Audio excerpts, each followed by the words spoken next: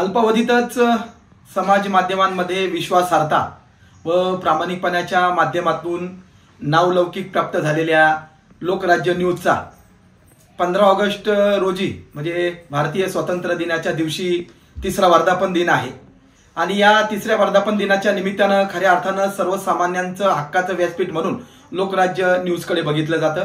तर निश्चितच त्यांच्या भावी वाटचालीस मी खूप खूप शुभेच्छा देतो। त्याचबरोबर Republican party of India Nashik जिल्हा नाशिक रोड शहराच्या वतीने विश्वरत्न महामानव बोधिसत्व परमपूज्य डॉक्टर बाबासाहेब आंबेडकर सार्वजनिक जयंती उत्सव समिती नाशिक रोड शहराच्या वतीने रिपब्लिकन एम्प्लॉईज फेडरेशन कामगार युनियन रेल्वे माल धक्का नाशिक रोड या संघटनेच्या वतीनं आणि माझ्या निकम परिवाराच्या वतीनं त्यांना खूप खूप शुभेच्छा देऊन थांबतो।